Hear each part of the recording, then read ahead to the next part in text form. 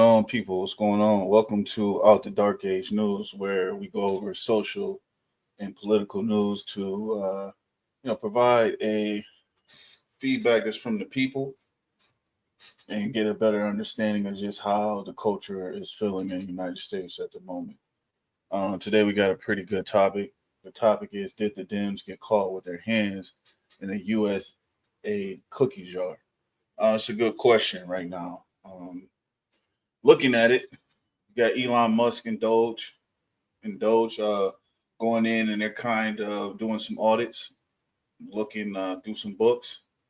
And if you ask me, they're doing a great job, a great marketing job of making the government look corrupt and looking like they make it look like it's just the Democrats that are the corrupt ones, um, which is very interesting because there is waste that's going on in our government.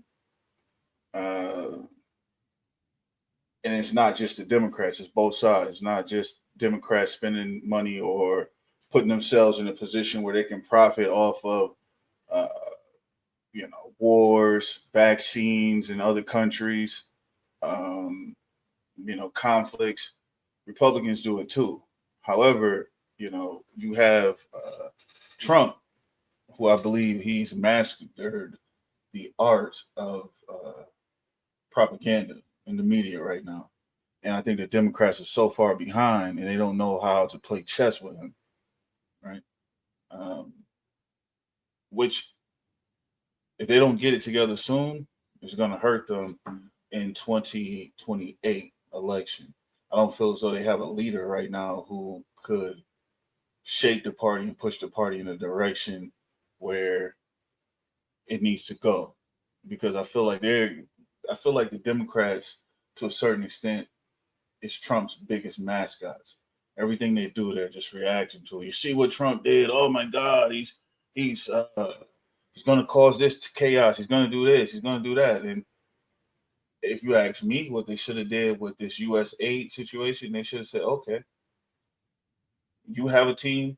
You have a team that's going around auditing books. We want to audit books as well. Um, the U.S. aid fund is so small. The budget is so small. It's only 44 billion. I'm sorry. That's a drop in the bucket to what our government actually spends, right? So the real corruption, the real crime is in the bigger budgets, in the Defense Department, in the Pentagon. That's where the real crime is at, where the Republicans seem to have the biggest stake and have their hands in the most. So if I'm the Democrats, I'm saying, hey, we want to put together a team as well to go and audit some books. Let's make it fair. They should call Trump's bluff instead of getting out on the streets, marching and doing all this other stuff and making yourself look guilty. All right. But we're going to get into some a piece by Chris Como. I thought he had an excellent take on it, and we'll go from there. Chris Cuomo here. Welcome to News Nation. What's right is right. Everybody wants to see less waste, fraud, and abuse in government. We hear it from every politician asking for power. They just don't deliver. And it should be easy. Estimates of what they call in politics WFA, that's how common it is. It has its own acronym, waste, fraud, and abuse. The estimates are wild. Reports say anywhere from $100 to $500 billion. Another estimate says 5% of all global funding by the federal government is wasted. The OMB, the Office of Management and Budget, just reported that in 2022, the government spent $247 billion in improper payments. What does that mean? Payments made in error, duplicate, or without proper basis. The GAO, the Government Accountability Office, which both sides rely on for government research, has a high alert list of programs and areas that need to be checked. The Department of Defense, Medicare, the prison system, food safety, cybersecurity, they're all there. Major concerns of mismanagement and waste, fraud, and abuse. But I have suspicions about what we're seeing here early on, and increasingly, they are justified. Now, that list I just told you, the high alert list that the GAO does, do you know what's not on that priority list? USAID. Why? Well, one, it's relatively small. It's less than 1% of the federal budget. And by the way, its share of the budget has shrunk since Reagan. So it's not like it's rapidly growing. I'm not saying there isn't waste there. And the more you find, the better. I'm on board. And it's got a $44 billion budget. But that's nothing compared to the people on this list. Health and Human Services, $2.4 trillion. Department of Defense, $1.3 trillion. This is in 1 year. AID is not even in the top 10. It's not even close. And guess what? We spend more on federal prisons than we do on foreign aid every year. Think about it. So we all know that, Health and Human Services, how much money is being spent there with fraud. You can just only imagine, you have people getting food stamps and assistants having 2 and 3 jobs, which is hiking up rents across the nation. Department of Treasury, Social Security, you have people double dipping. Department of Defense, that's a big one. I remember looking back and they were showing how, I think it was an article that came out, they were showing how the United States military was spending $90,000 on a pack of washers, which goes into for boats, for washers for boats, $90,000, which normally costs $100. So where's that money going?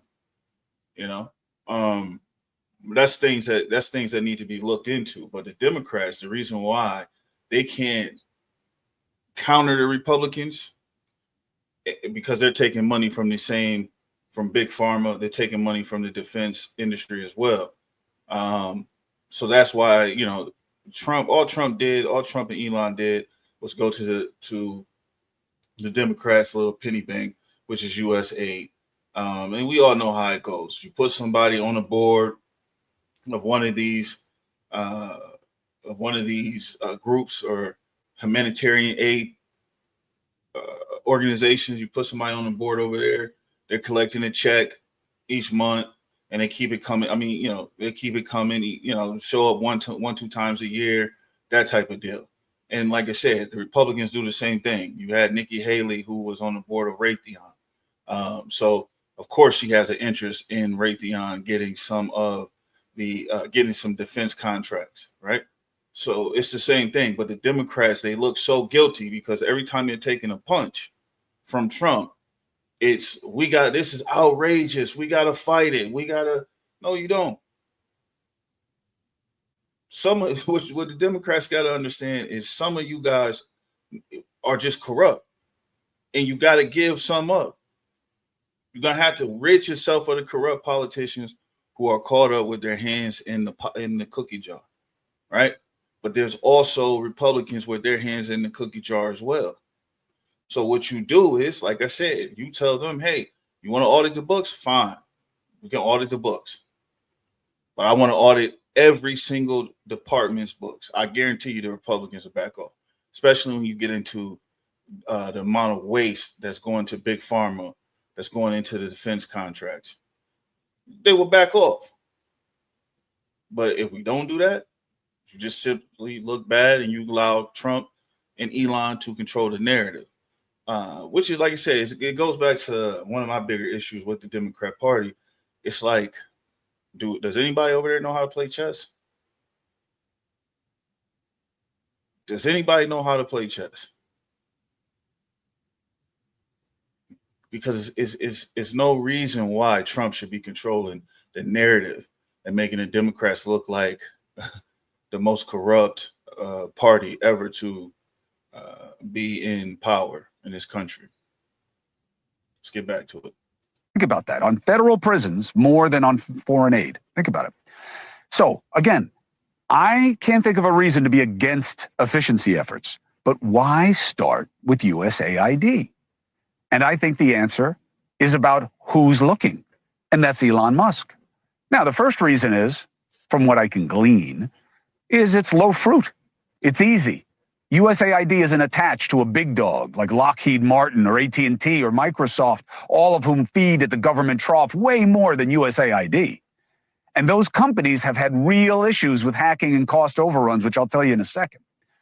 And then I got suspicious because this MAGA Pod Bros story that broke, of course, on Twitter, falsely claiming that USAID was funding Politico and other outlets with these huge amounts. They never break things that are correct. And sure enough, it wasn't correct. USAID wasn't feeding them in these huge amounts as suggested. And, I looked into it as well. A lot of those stories were false about the Democrats, being, double dipping in the US aid pot, right? However, they allow Trump to control the narrative. But the first thing they want to do is get out in the streets, yell, let's get a protest going. You make yourself look guilty. You make yourself look guilty. That's like a guy in court. If he's under cross-examination, and he starts getting asked tough questions. Instead of keeping his cool, he just goes off the deep end. This is a BS. This is a far side. You guys are out to get me, and I'm gonna do this when I'm done. You think the jury is gonna believe anything else he's saying? No, not at all. So, like I said, if you ask me, the Democrats are losing the war on the marketing war right now with Trump, right?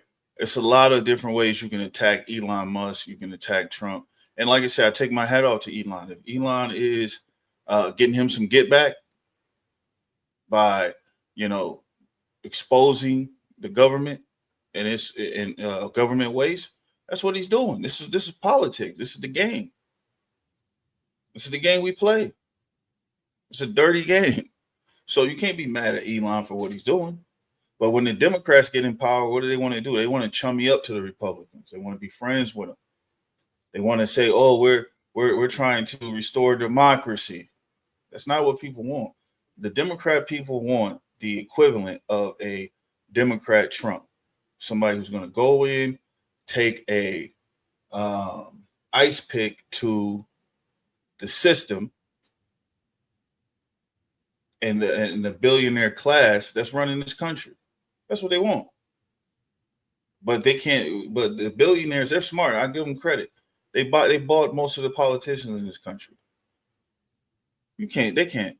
You're not gonna. If you're taking donations from, Pfizer, Lockheed Martin, you're not gonna say nothing about them if you're a Democrat. You know better. They get you out of there, and that's where the biggest problem lies right now in our government. When you just look back, the forgot what it's called, Citizens United.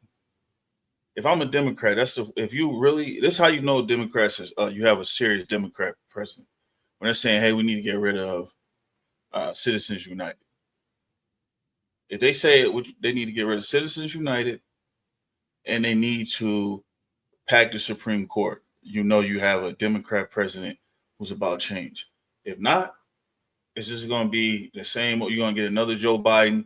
You're going to get another person who's going to play the political ping pong game. That's all Joe Biden did. He played the political ping pong game. And I don't see anybody in the Democrat Party right now who has the courage to do that, because it's going to take courage to reform this government. You know what I mean? Elon Musk is only going to do what Elon Musk can do. You can't be mad at that man. He got power. He got the money. Who's going to stop him? That's the question, right? So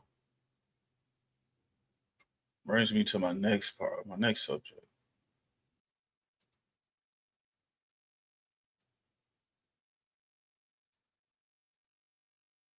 Right here. So taking a look at it, you see the expenditures for fiscal year 2024 for our government. Social Security, 1.46 trillion. Social Security. You had healthcare, 912 billion. Net interest, 882 billion. Medicare, $875 billion. National defense, $874 billion. Income. So just taking a look at that, this is, if I'm the Democrats, this is where I attack the Republicans. I attack them right here on national defense. I say, let's audit the books. Lindsey Graham will lose his mind. Let's audit the books. Let's audit healthcare. Let's audit, security. Let's do that. If you do that, it puts the Republicans in a position where now they're under the microscope, right? They got their hands in that cookie jar. You can't tell me no difference. They got their hands in that cookie jar. So now let's play the game. I guarantee you they're back off the USAID. But the fact that the Democrats, again, they have their hand in that same cookie jar, they're not going to say nothing to the Republicans. They're going to go ahead and take this beating, take their lumps, and keep their mouth shut. That's how it is. So I don't really know where we go from here. It's hard to speculate. I think the Democrats have two viable options for 2028 who the American people can get behind. I think one, the first option would be the Democrat from Kentucky. Very liberal minded, minds his business. He doesn't push gender or identity politics. He just gets the job done. And if you have watched Kentucky over the last 5-6 years since he's been in office, you've seen a steady increase in their way of living. People in Kentucky, he's bringing more jobs there. He's improving the education system. Healthcare system in Kentucky has gotten better. So that's a guy who I would look at. The second person I would look at is Gretchen Whitmer. I think Gretchen Whitmer, she has her flaws to a certain extent. However, she has made some accomplishments in Michigan that I think would be very beneficial on the federal level, given the opportunity. And I think that she can galvanize those two. I definitely believe Gretchen Whitmer can galvanize enough Black support to push her over the top, especially in Michigan. Right. The Andy Beshear, he has a great shot because, again, he doesn't seem like, he doesn't give you those vibes of, he seems like, like the type of dude he'll listen and learn. The problem I think people had with Joe Biden was he thought he had all the answers. Problem with Kamala Harris, they thought they had all the answers. They didn't want to listen anymore. They didn't want to listen to their constituents, right? Because people were telling them, "Hey, man, you should back off of, some of the gender and the gender war stuff, But they didn't want to back off that gender war stuff. They wanted to stay on it, which I think cost them. Identity politics cost them, right? Now we're dealing with Trump. And we're gonna see how the next 4 years go. I think whoever comes in office, they're gonna have to have a good hardline stance. If it's a Democrat, they have to have a good hardline stance on immigration and bringing jobs back to this country. That's where I think Trump is outpacing the Democrats because his agenda is very simple. When you talk to a Black person, they say, "Hey, man, you're getting the migrants out of here. He's getting those illegal immigrants out of here," which is going to put more jobs in our communities. That's all. That's it. I mean, whether it's right or wrong, that's what they're saying. if you ask a Democrat, someone who supported the Democrats, what their agenda is, they're going to tell you or what Kamala Harris and Joe Biden's position was. They're going to say, hey, they want to put more migrants in the country, lower the cost of prescription drugs. What does that do for, someone under 40 trying to get their first home? When you have Donald Trump saying, hey man, I'm gonna get you no overtime. You won't have to pay overtime. I don't care if you like the man or not. Money talks. No tax on tips. If you like it, no matter if you like the man or not, that resonates with people. That resonates with the bartender. That resonates with the kid working in the factory. I'm not gonna charge you. No, like, come on. So the Democrats need to dumb down their agenda. They also need to, if they get in power, they need to, be very aggressive. That's what people want to see. They want to see aggression from our presidential candidate. Like I said, Trump, I give him his credit where it's due. He's been aggressive with his plans. It hasn't even been a month, and this man he's trying to deliver on the things he said for his constituents. When you have, the Democrats in office, we don't get that. They come up with a lot of excuses on why they can't get the job done. I think people have, especially Black people, a real frustration with the party. So we shall see, which takes me to my next point.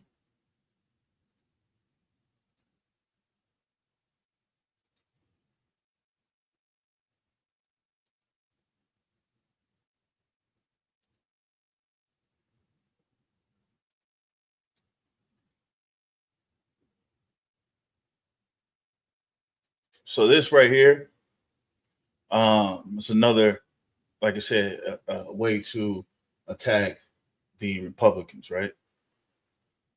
You attack them from the anti-war standpoint. You say, well, look, Donald Trump, you promised us no more wars. You promised us that you were going to, take care of what was going on in the Middle East, but you seem to, continue, you have the same agenda or, continue on the same path as Joe Biden.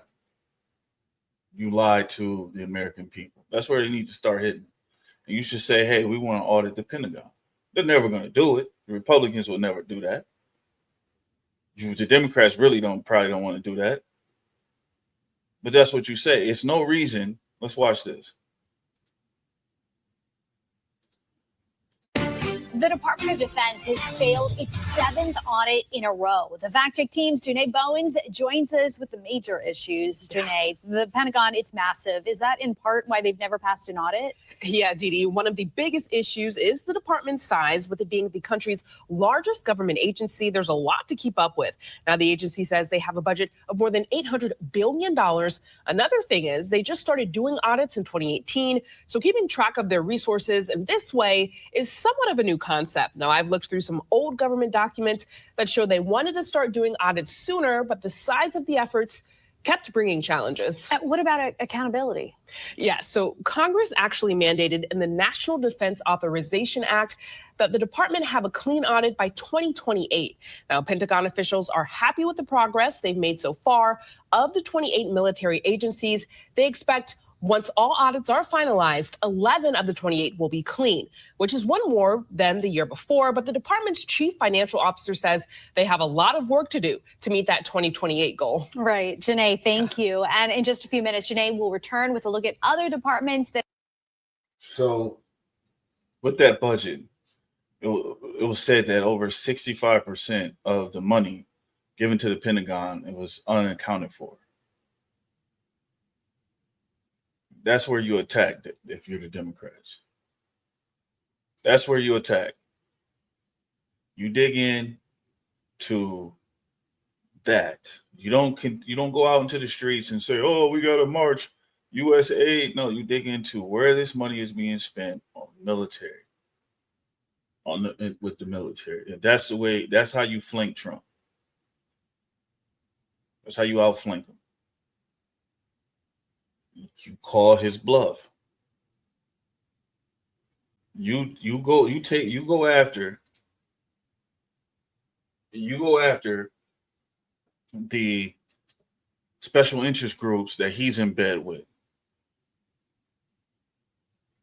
But again, the problem with the Democrats is they're in bed with those same special interest groups. Somebody, one of the Democrats, they're going to have to uh, emerge as a leader, as a front runner. And I don't think this old guard of the Democrats, they're too dirty. They're too corrupt. You're going to have some fresh blood, somebody come on the scene who has no ties to Washington, to DC, and really push the issue. But you can't use these old guards. This is not happening. They're too dirty.